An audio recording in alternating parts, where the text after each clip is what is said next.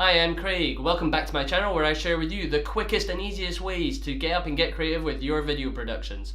Today I want to show you how you can get that much sought after motion blur to your video graphic.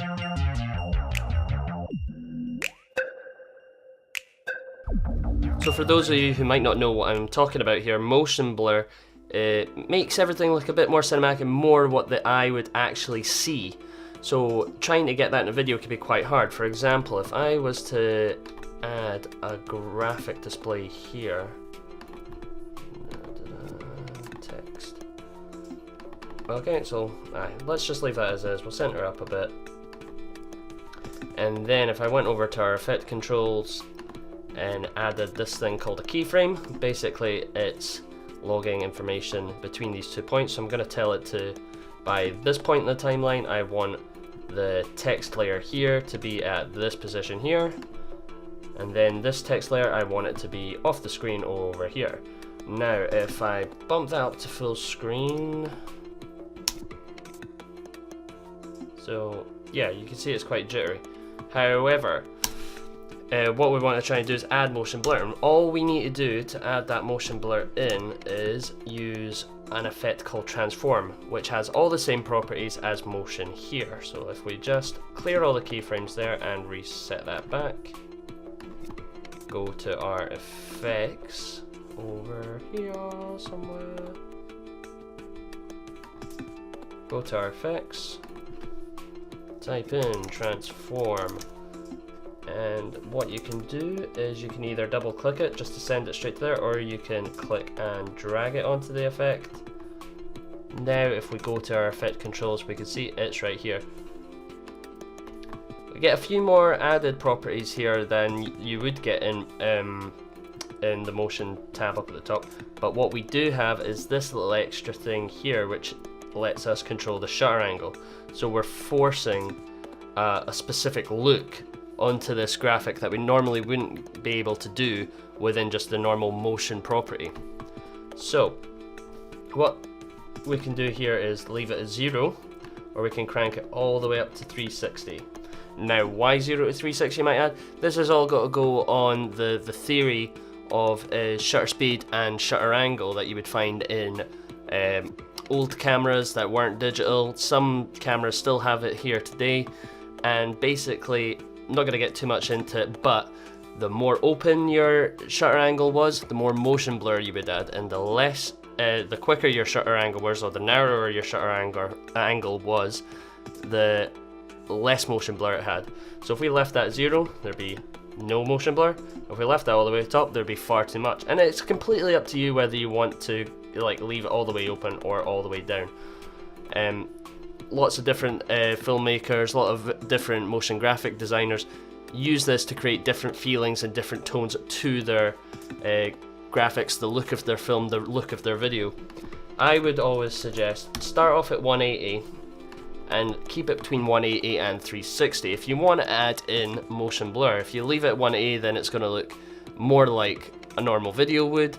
And if you leave it open at 360, then that might just make everything look super fast and super weird. And what you can do is you can actually animate the shutter angle so it can look faster, slower, all within the same thing. So now with this added, I'm just going to add in a keyframe here and here, throw that off the edge there, bring that to the front. How many frames is that? 1, 2, 3, 4, 5, 6, 7, 8, 9, 10, 11, 12. So half a second. We'll leave that half a second. Now if we look at it, you can see right there, slightly more motion blur right here. Now if we can take that off, or if we leave that down to 0 and watch it again, there, you can see the difference there. That's with it.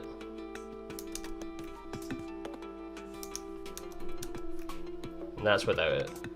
Very slight difference there. Let's crank that up all the way up to 360 just so you can see the difference between 360 and 180. If I do that. So this is 180. and this is 360. lot blurrier, a lot blurrier. And what you could do is, if you wanted to add some fake direction to this, all you can do is keyframe and animate an effect called directional blur. Double click or drag that on top of there. And if you go down here, we can change the direction of that. Let's say blur length there. If we wanted to make it go left to right like that. And let's say we like that direction blur, we'll keep that at 90. We wanted to make it look fast, but then we want it to slow down about here to about 0.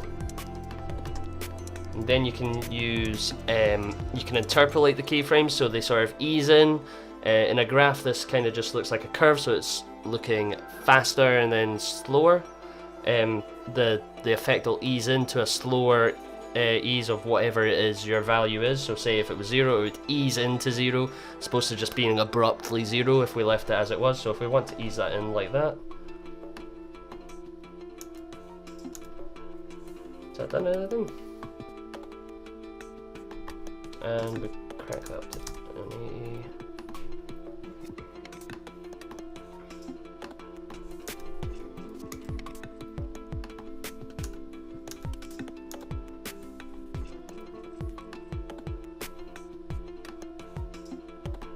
Crank that length up a bit.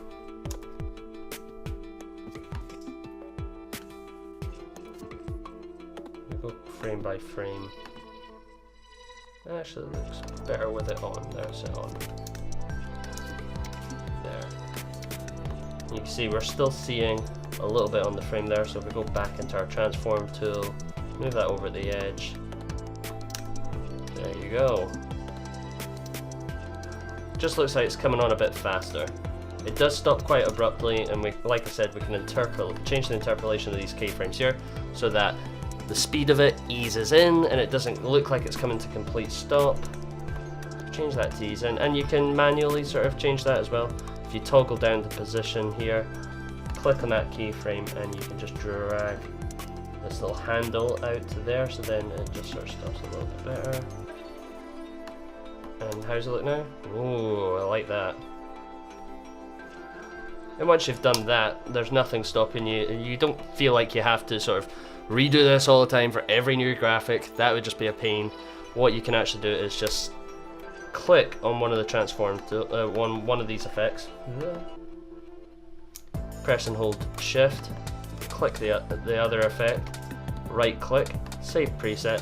And because it's coming in from a certain direction and a certain amount of motion blur, I'm just going to say R or L to R, left to right, with MB, motion blur.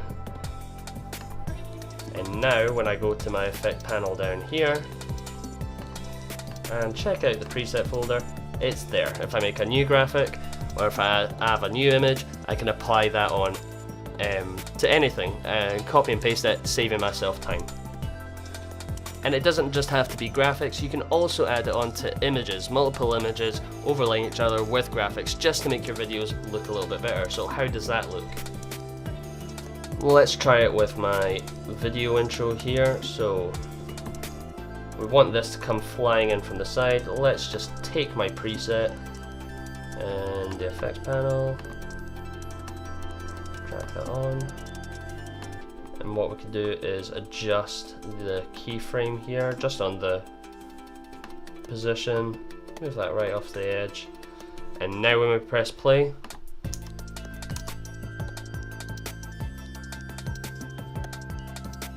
not bad. With all this in mind, I hope you can start making your animations more creative and professional. Try experimenting and breaking the rules to give your video different looks and different styles, and maybe even apply this effect to different layers besides graphics. Make sure you subscribe to the channel, click the bell icon to enable notifications. Now, get out and get creative.